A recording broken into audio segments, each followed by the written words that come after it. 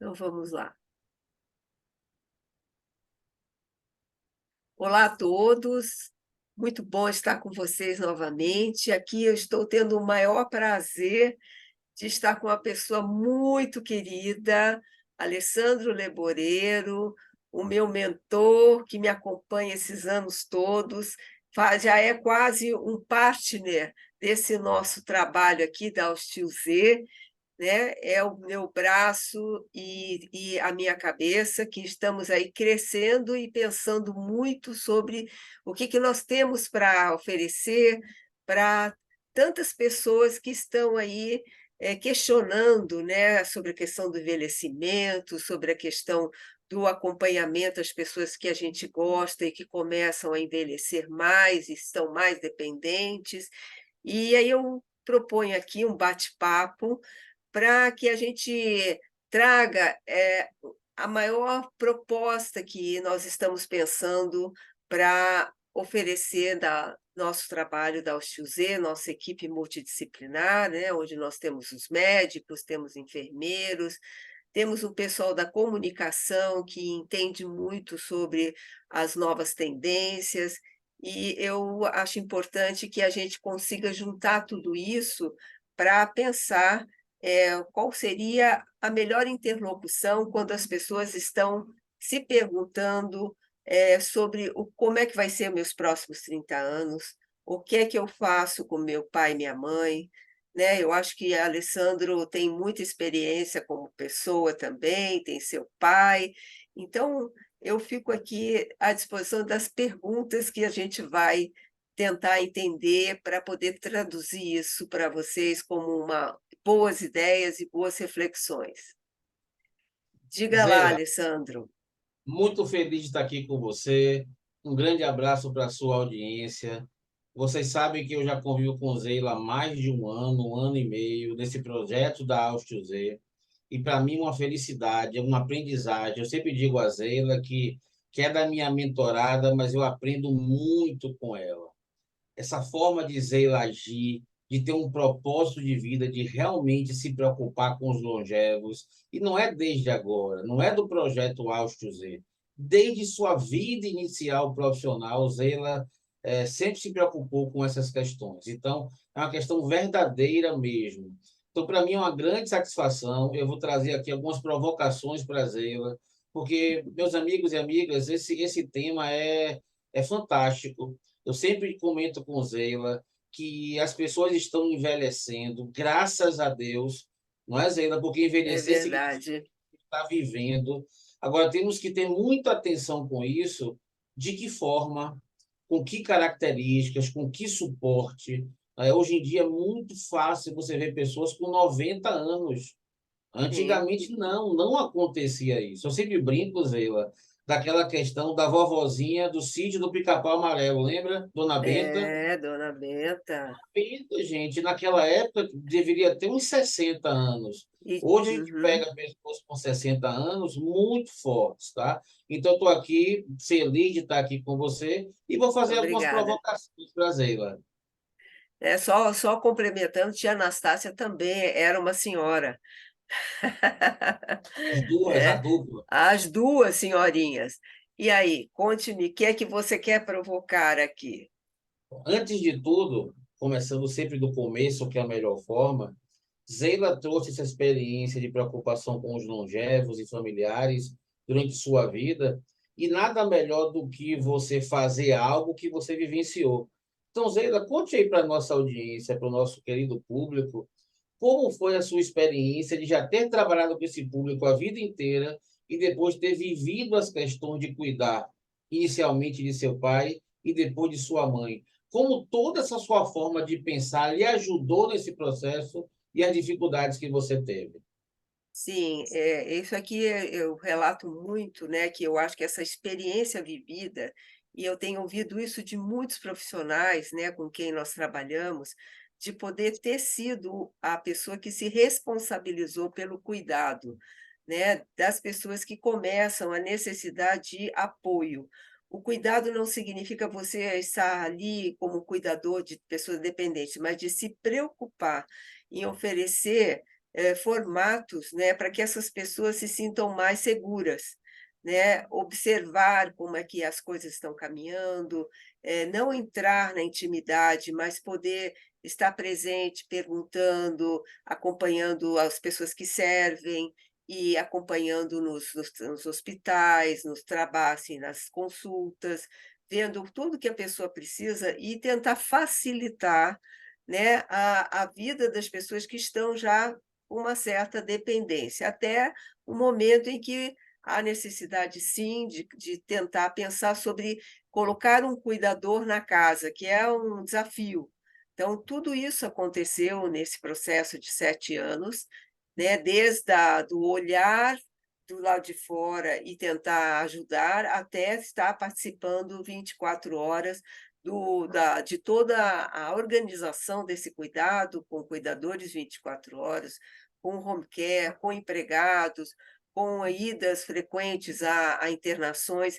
Então, estar vendo, né, como as equipes de saúde, como as equipes dos hospitais funcionam, até para o final, com cuidados paliativos. Então, poder ter vivido isso dá uma ideia de como cada família passa por toda essa fase.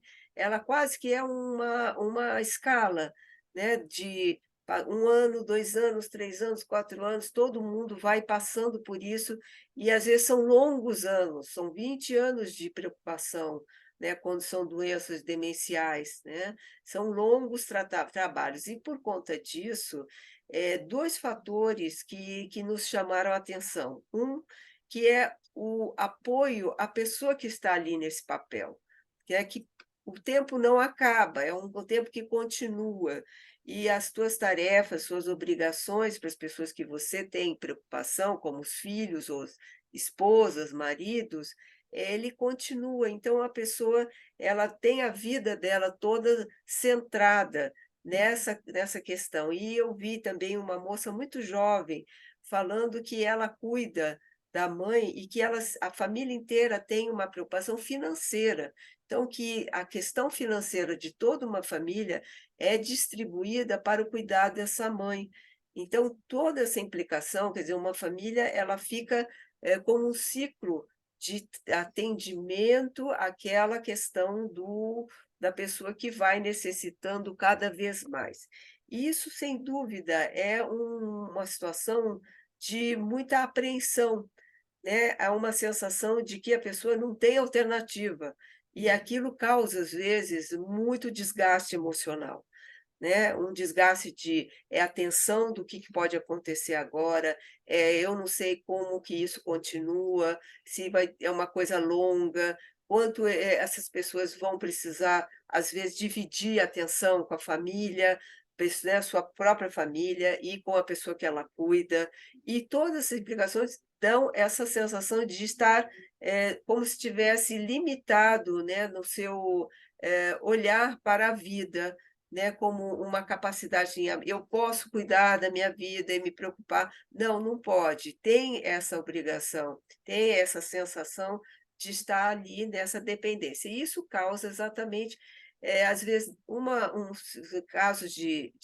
vamos dizer assim, humor, né? A pessoa começa a ter alterações no humor, começa a ter doenças psicossomáticas, começa a trazer consequências por conta de todo esse enredamento, né. Não quer dizer que isso seja ruim, mas isso é um fator que nós nos preocupamos, né. Pode ser uma coisa muito sutil, pode ser alguma coisa um pouco mais, vamos dizer assim, já evoluída, que causa toda uma ansiedade, depressão, doenças psicossomáticas. Então, a minha fala hoje é dizer assim, nós precisamos estar ao lado dessas pessoas, para que a gente possa ouvir um pouco essas histórias e poder dar um suporte e poder trocar, né, com uma balização ou médica, ou psicológica, ou alguma prática que dê um pouco de conforto para esses momentos difíceis que as pessoas vivem,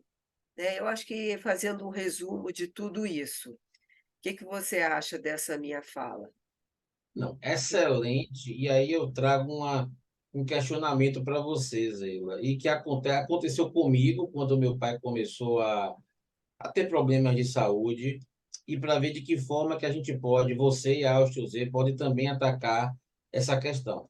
Por exemplo, se cria uma espécie de cortina de fumaça. Como assim, Decoreiro? A gente sabe que os longevos estão envelhecendo. Vamos citar aqui exemplos de pai, mãe, uma tia, uma avó próxima.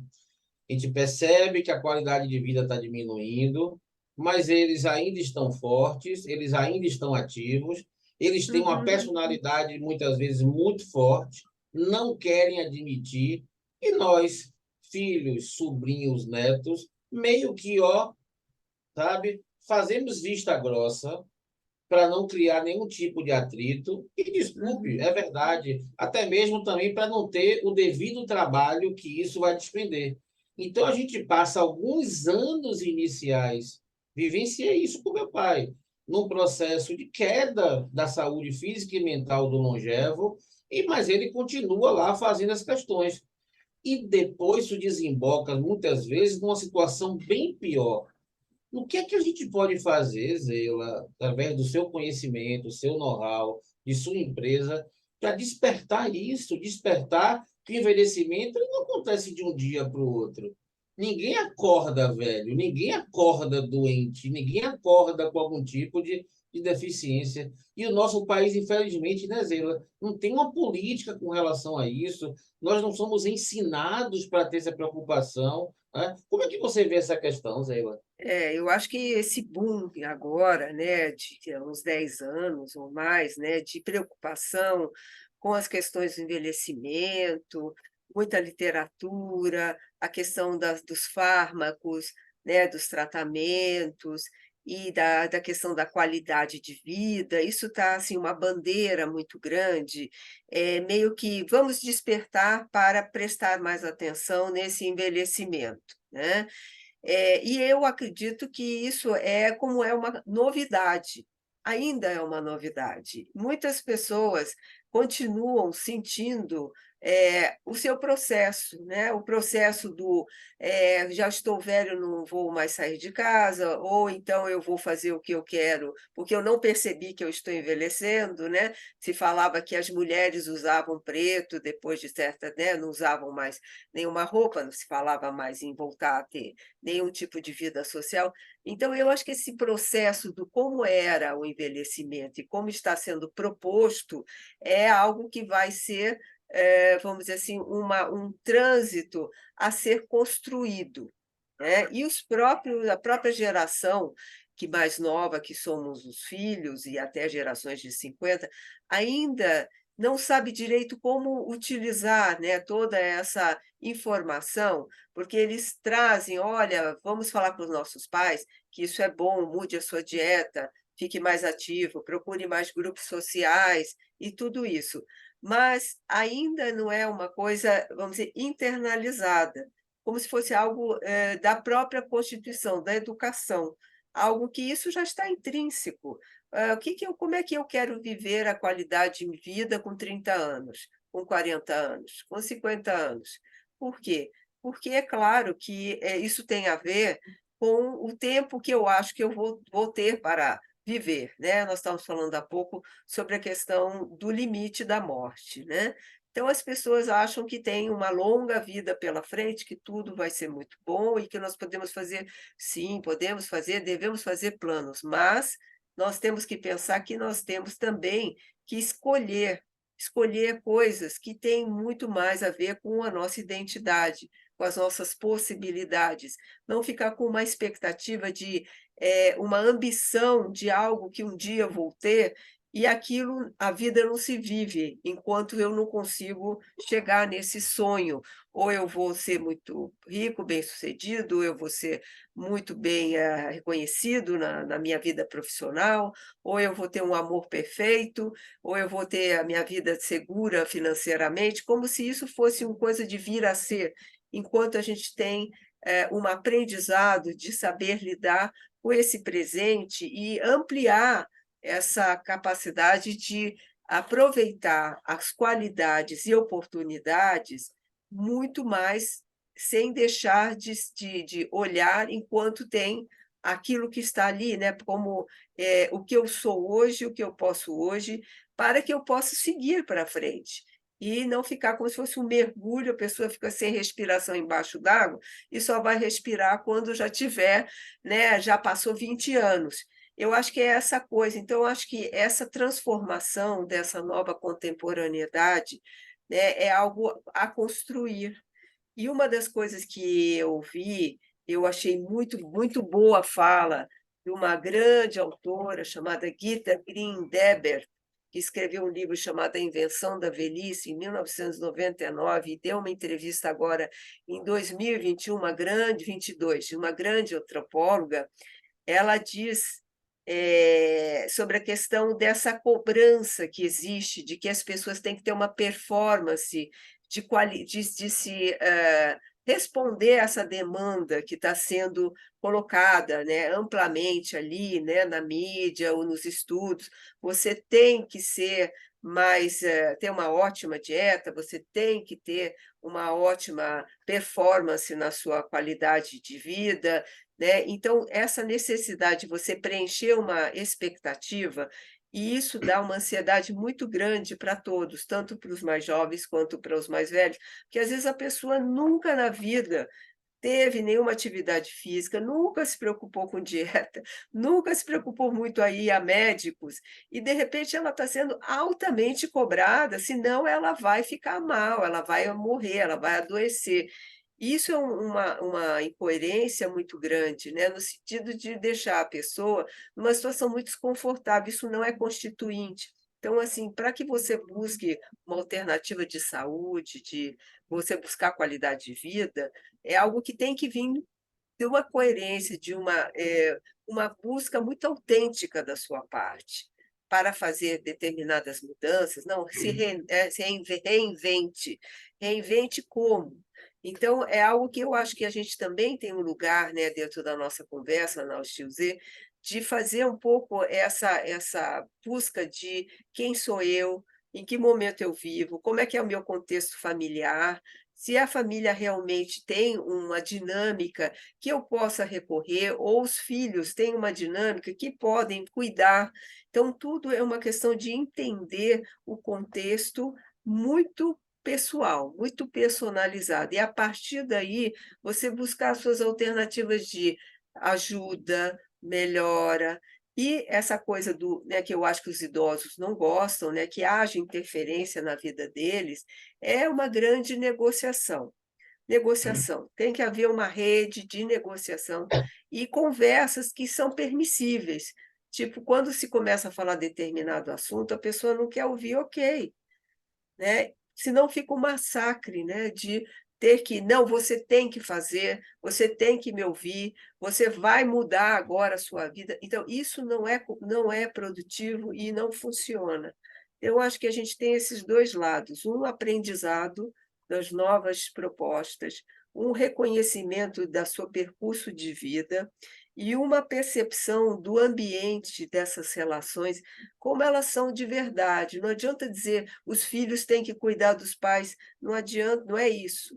É uma questão de entender o quadro dinâmico dessa família, desse local onde a pessoa mora, dessa vida inteira que ela passou o percurso, para que ela possa entender o que que dá para fazer nesses próximos anos e como é que ela pode lidar de uma maneira possível. Eu gosto muito dessa palavra. O que que você acha disso? Isso é um ponto muito interessante. O que é que eu costumo dizer, e já disse isso para você algumas vezes. Você não pode viver como se fosse morrer amanhã, e você não pode viver como se nunca fosse morrer. Eu vejo muito que existe realmente um modismo de não ainda na proporção correta das pessoas envelhecerem com saúde. Eu acho que existe um modismo das pessoas estarem querendo a juventude eterna, e que são coisas distintas, né? São coisas distintas. Como é que você vê isso? E o que é que está faltando realmente para que esse modismo, no bom sentido, chegue?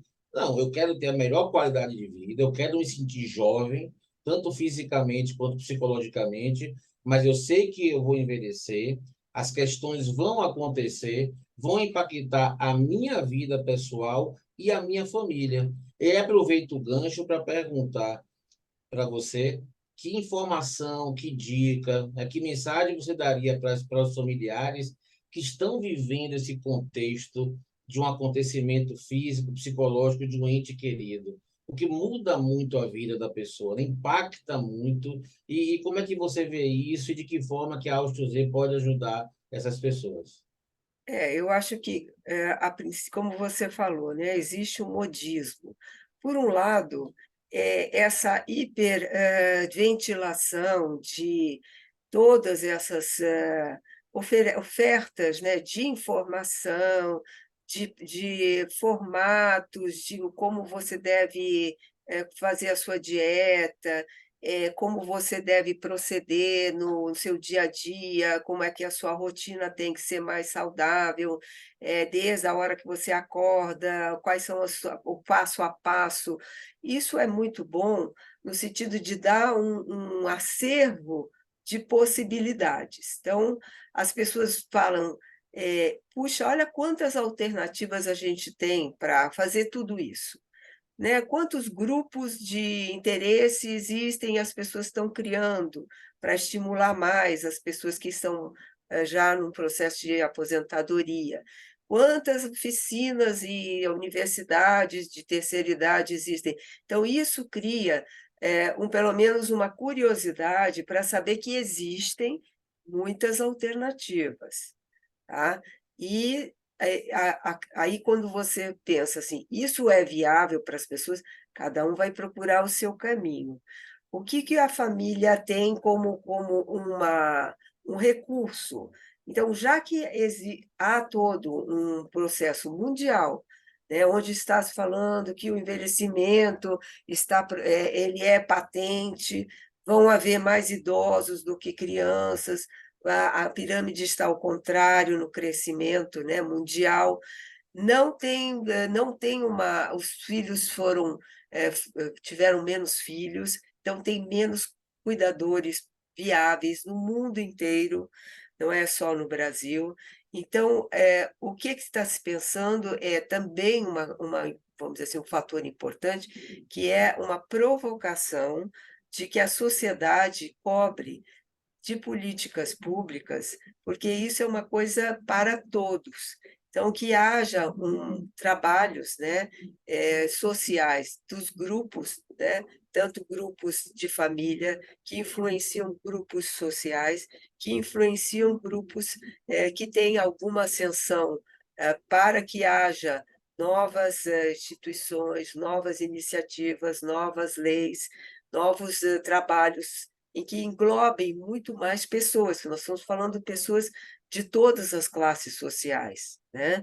E o que acontece com uma pessoa, de uma classe menos favorecida não é muito diferente do que acontece com uma pessoa. O envelhecimento e a preocupação e a necessidade de poder saber o que vai fazer são as mesmas linhas temáticas aqui, os eixos são os mesmos: dependência, necessidade de ação e preocupação, cada um com seu recurso, mas todos vão passar por isso. Então, temos uma questão de poder ter alternativas que estão aí bastante publicadas, né? Todos esses vídeos que aparecem no Instagram, dando dicas, e são notícias e etc. E aí eu acredito que a Hostil, ela justamente, ela quer trazer vamos dizer assim, essa família que se preocupa, ou idoso, para conversar, porque aí nós vamos tentar chegar num ponto em que isso tudo se reverte em algo produtivo para aquela pessoa, algo que traga uma resposta efetiva, que a pessoa consiga realmente se sentir confortável e proativa. Tipo: "Ah, eu gostei, achei que para mim isso vai funcionar, acho que eu vou procurar saber com essa instituição ou essa clínica, talvez eu procure um médico ou fisioterapeuta, talvez eu precise de um trabalho psicológico". A ideia é trazer o o acervo de perguntas para que a gente consiga orientar e juntos procurarem soluções para perguntas, do que eu faço com o meu envelhecimento, como eu lido com os meus pais que estão começando a necessitar de ajuda, como, as pessoas que cuidam efetivamente podem lidar com aspectos psicológicos, clínicos e de, ações em relação ao trabalho diário. Então, acho que nós somos uma espécie de bolsão, né, de venha conversar para que a gente possa junto encontrar alguma ideia que possa você, né, ir lá e resolver. Nós não vamos fazer, nós vamos ajudar a pensar e encaminhar da melhor maneira. Acho que essa é a nossa proposta, ok? Ô, Zeila, já chegando quase que no final de nosso bate-papo, muito prazeroso. Nos presenteie, nos brinde, porque para quem está nos assistindo aí, meus amigos e amigas, aos tio Z, nada mais é do que o reflexo de Zeila. Zeila como pessoa, como profissional, como ser humano. Então, por favor, Zeila, nos brinde com o seu segredo. Como assim, Deboreiro? Da seguinte forma, meus amigos e amigas. Zeila é uma pessoa que se enquadra na questão dos longevos. Eu acho que até eu já me enquadro, eu tenho 50 anos. E Zeila é o exemplo de uma pessoa ativa que não para. Agenda 18 horas por dia comprometida, empreendedora, ligada em tecnologia, tem a empresa dela, faz o atendimento de, sabe, psicológico, se preocupa com a família, com tudo que está acontecendo, quer reunir todo mundo, participa de associações, faz feiras, vai a todos os eventos possíveis e imagináveis. Zela, você é o reflexo do que todos nós gostaríamos, claro, em maior ou menor proporção, que o longevo tivesse de relação familiar também. Então, minha querida amiga, qual o segredo disso, de tanta vitalidade e de ainda tocar um propósito tão bonito quanto o seu da Áustria? Falou a palavra bonita. Você é muito querido, está fazendo grandes elogios, mas eu acredito que eu faço parte de um grupo enorme de pessoas. Eu convivo com muitos idosos, eu me enquadro, vou fazer 68 anos, e eu acredito que isso é um padrão novo, né, de pessoas que estão podendo se atualizar com tudo aquilo que eu falei antes, e estão amando poder participar dessa nova fase, né, mundial de poder se sentir à vontade como idoso, de mostrar sua capacidade. Há muitos anos, né, muitos psicanalistas, sempre trabalharam muitos anos também, isso não é uma coisa recente.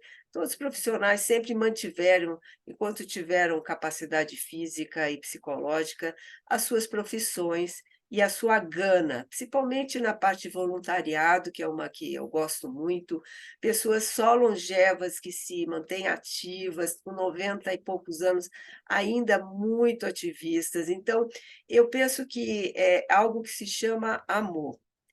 A gente tem que gostar. E uma coisa que eu acho que é fundamental para todos nós que trabalhamos, né, com saúde mental, é amar o que a gente faz, é se identificar profundamente, como é a coisa do bichinho que eu contei, a história do elefante, né, que as pessoas, tiveram que cuidar dos elefantes que as mães tinham sido mortas, né, e se os bebês não fossem, tratados, eles morriam. Então, acho que a gente tem que amar muito e querer que a gente possa produzir uma ação que tenha algo que tenha sentido para aquilo que a gente acredita que é propósito de vida. Então, cada um tem o seu propósito. Meu propósito é poder, estar ao lado de pessoas, organizar, né, essas pessoas que queiram, né, trocar e poder juntos, acho que é o core da gente, né, juntos poder, como a gente faz muito em psicanálise, a gente tem que soltar, tem que deixar, a pessoa tem que ir embora. Depois de da análise X, a pessoa tem que tocar a sua vida, não tem que ficar 20 mil anos na análise, não. Então, a gente trabalha junto e a pessoa vai buscar sua melhor solução. Acho que é essa a proposta de vida que eu tenho e eu acho que muita gente tem também. Então, eu te agradeço muito esse momento da gente estar trocando aqui. Espero que fique claro para as pessoas a nossa missão, o nosso propósito, que a Hostil ela é a junção de muitas pessoas. Não é só minha, muita gente está empenhado em poder caminhar por esse viés, né, de acolher, entender junto e ajudar as pessoas a seguirem seu caminho do envelhecimento saudável. Quer falar alguma coisa? Só me despedir do seu público, de você. E a Áusteo Z representa a questão do amor que Zeila tem para com a causa, para com as pessoas.